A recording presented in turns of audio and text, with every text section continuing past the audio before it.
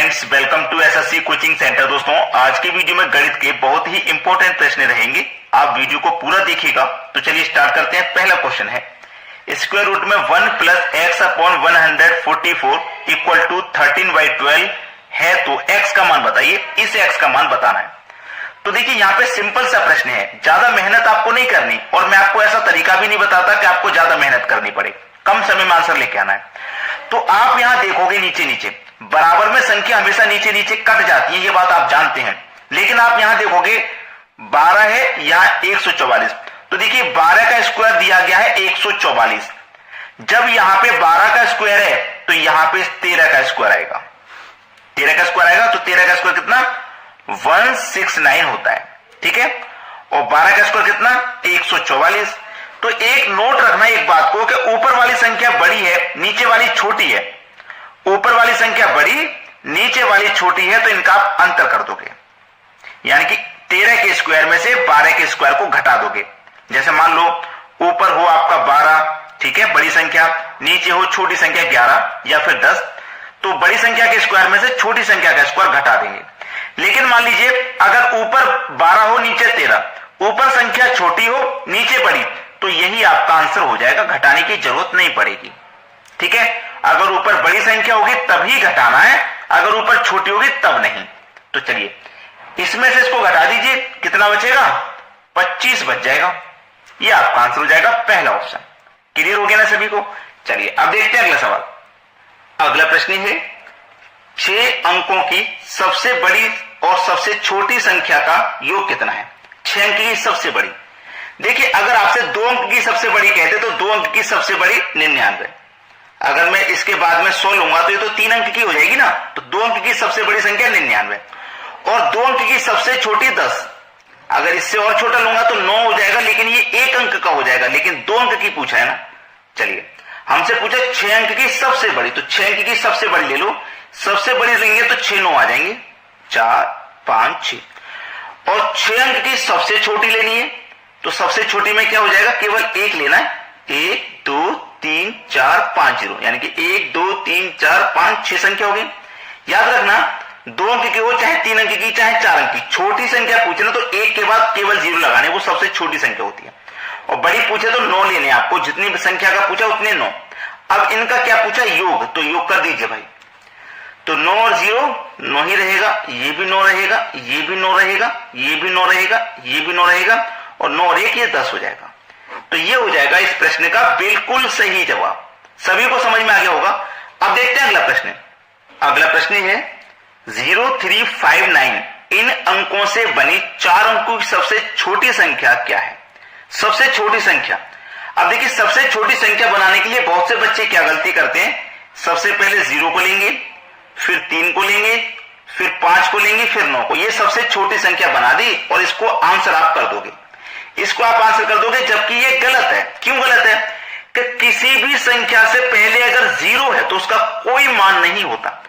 0359 को मैं 359 लिख दूंगा तो भी वही मान है, लेकिन ये संख्या 3 अंक की बन गई कि नहीं। इसीलिए कभी भी 4 अंक की संख्या हो, 5 अंक की संख्या हो, 0 अगर पहले लगा दिए तो उसका कोई मतलब नहीं, उसका मान खत्म हो चुका है, ठीक है। अब आपको बड़ी संख्या कैसे बनानी है। सबसे छोटी संख्या पहले देखिए क्या है। सबसे छोटी 0 है, 0 को छोड़ देना है। उसके बाद में छोटी क्या है, 3 है, तो 3 लीजिए। अब इस 0 को लगाना है, अब 0 को लगाना है, अब 5 और 9 को भी लगा दो। ये आपके प्रश्न का बिल्कुल सही आंसर है। इस तरीके से बनाते हैं सबसे छोटी संख्या, अगर आपको 0 दिया गया है तो। अगर 0 नहीं है तो आसान है बनाना, 0 दिया गया तो इस तरीके से बनाना है। अब देखते हैं अगला सवाल। अगला प्रश्न है 1 से 10 तक के घनों का योग क्या होगा। 1 से 10 तक के घन मतलब 1 का घन प्लस 2 का घन प्लस 3 का घन प्लस 4 का घन, ऐसे हमें कहां तक जाना है, 10 तक के घन तक का हमें योग करना है। अब 1 का घन निकालो, 2 का निकालो, 3 का निकालो, फिर सबको ऐड करोगे तो उसमें तो बहुत टाइम लग जाएगा। तो इसके लिए हमें कोई फॉर्मूला वगैरह पता होगा तो आसानी से निकाल लेंगे। तो 1 2 3 4 ये लगातार संख्या ही तो है, प्राकृतिक संख्या कहते हैं लगातार संख्या को। तो प्राकृतिक संख्या के घनों का योग, घनों का योग बराबर n into n plus 1 divided by 2 और पूरे का होल स्क्वायर। ठीक है, डिवाइड बाई 2 और पूरे का होल स्क्वायर। इस फॉर्मूले को अगर आप याद रखते हैं तो सवाल हो गया, कोई दिक्कत नहीं है, फिर सवाल समझिए हो गया। चलिए क्या दिया गया है, n का मान 10, अंत की संख्या n का मान 10, ठीक है 10 हो गया। n प्लस 1, n मान 10 है, 10 में जोड़ेंगे 11, ये आपका 10 है, 10 में जोड़ोगे 11 डिवाइडेड बाई 2 है, पूरे का होल स्क्वायर है। चलिए 2 से कटा दूंगा 10 को 5 बार में, 11 पंजे 55, 11 गुणे 55 से करूंगा, 11 गुणे 5 से करूंगा 55 हो जाएगा। कितना हो जाएगा भैया, 55 हो गया। और 55 का क्या होगा, होल स्क्वायर, तो 55 का आप होल स्क्वायर करोगे तो कितना होता है 3025। ये आपके सवाल का बिल्कुल सही जवाब है। अब देखेंगे अगला सवाल। अगला प्रश्न है एक्स वाई बराबर X plus Y plus root X Y है, तो 6 गुने 24 बराबर क्या होगा, 6 गुने 24 बराबर क्या होगा। देखिएगा आपको 6 गुने 24 का मतलब क्या है, 6x का मान दिया गया है, 24 y का मान दिया गया है। ठीक है, 6x का मान 24 y का मान।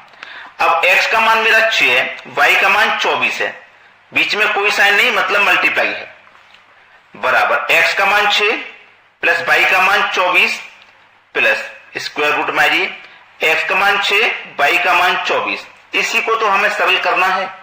चलिए 6 गुने 24 बराबर 6 प्लस 24 को अगर हम जोड़ते हैं तो ये 30 हो जाएगा, फिर प्लस का साइन।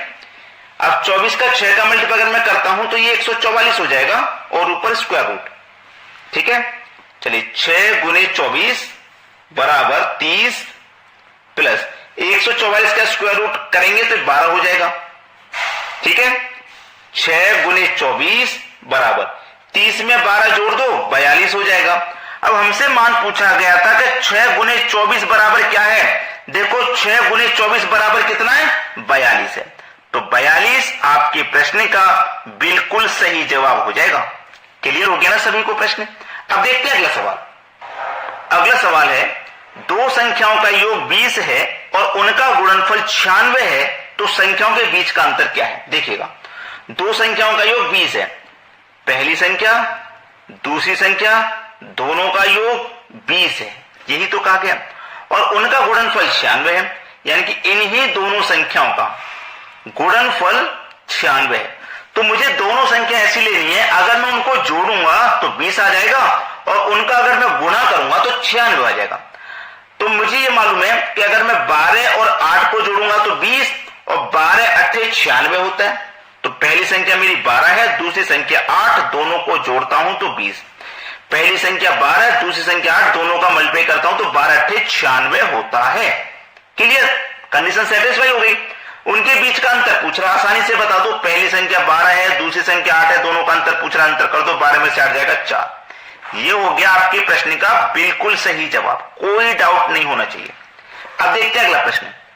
अगला प्रश्न है एक गांव की वृद्धि वर्तमान जनसंख्या 84,000 इकाई दहाई सैकड़ा हजार 10 या लाख 8,47,000 है। प्रति वर्ष यदि 20% की वृद्धि हो तो 2 वर्ष बाद जनसंख्या क्या होगी। भाई एक गांव की वर्तमान जनसंख्या इतनी है और उसमें 20% की वृद्धि हो रही है, तो 2 वर्ष बाद वो कितनी हो जाएगी। संख्या कितनी है, इतनी है 8,47,000। ठीक है, वृद्धि कितनी की हो रही है 20% की। जब 20% की वृद्धि हो रही है, ये अपने आप में 100% का मान है, इसमें 20 की वृद्धि हो जाएगी तो 120% का मतलब बटे में 100। अब 2 साल के बाद की पूछा है ना, तो इसी का मल्टीप्लाई 2 बार करना है। 3 साल के बाद की पूछता तो इसी का 3 बार कर देते, 4 वर्ष बाद की पूछता तो इसी का मल्टीप्लाई 4 बार कर देते। ठीक है, चलिए सीधा सीधा सा सवाल है, यहां पे मैं क्या करता हूं, कटा लेता हूं। 20 से 6 बार में कटेगा, 20 से 5 बार में, ये 20 से 6 बार में, ये 20 से 5 बार में। 5 गुने 5 25 हो जाएगा, 25 से इसको मैं कटा देता हूं। 25 त्रिक का 75, ठीक है, 84 में से 75 कर गया, 9 बचा, 9 में 7 लगा देंगे 97। 25 त्रिक का 75, 97 में से 75 कट गया, 22 बचा, 22 में 0 लगा देंगे 220। 25 अट्ठे 200, 220 में से 200 कट गया ना, फिर 20 बचा, 0 लगा दो 200, 25 अट्ठे 200 और एक ही 0, इतनी बार में ये कट गया। अब इसमें मल्टीप्लाई क्या है, 6 ये वाला, फिर गुने ये वाला 6, यही तो है। तो पहले एक 6 से तो मल्टीप्लाई कर दो, एक 6 से कर दो, 6 का 0 में करेंगे 0, 6 48 का 8, कैरी का 4, 6 48 और 4 52, कैरी का 5, 6 18 और 5 23, कैरी का 2, 6 18 और 2 20। अब एक 6 बचा ना, एक 6 का मल्टीप्लाई कर दो। अब 6 का 0 में करेंगे 0, 6 48 का 8, कैरी का 4, 6 दूने का 12 और 4 16, कैरी का 1, 6 18 और 1 19, कैरी का 1, एक आ जाएगा। 6 का 0 में 0, कैरी का 1 तो वही आ जाएगा, 6 दूने का 18। अब देखिए ये आपके प्रश्न का आ गया, कितना, इतना आ रहा है मल्टीप्लाई करने के बाद। तो ये क्या हो जाएगा भाई, ये क्या हो जाएगा आपके प्रश्न का आंसर। अगर इसमें कोई गलती है दोबारा चेक कर लेते हैं। एक बार 6 का मल्टीप्लाई कर लिया, इतना आ गया।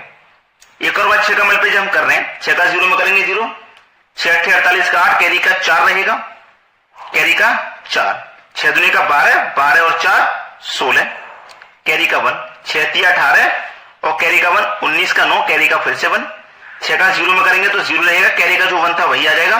6 दूने का 12, 18 कैसे आ गया, 12 आएगा, सॉरी यहां पे गलती से 12 आएगा, मैं इधर लिख देता हूं 12 19 680। ये है आपके प्रश्न का बिल्कुल सही जवाब। ठीक है, क्लियर है ना सभी को। यहां 18 लिख गया था गलती से। गलती दोस्तों सभी से हो जाती है, नाराज नहीं होना है। ठीक है, अगर आपकी समझ में आ भी गया है कि सर से गलती हो गई है तो उस पर नाराज नहीं होना है। ठीक है, कभी कभी गलती हो जाती है। तो ये आपके प्रश्न का बिल्कुल सही जवाब है। अब देख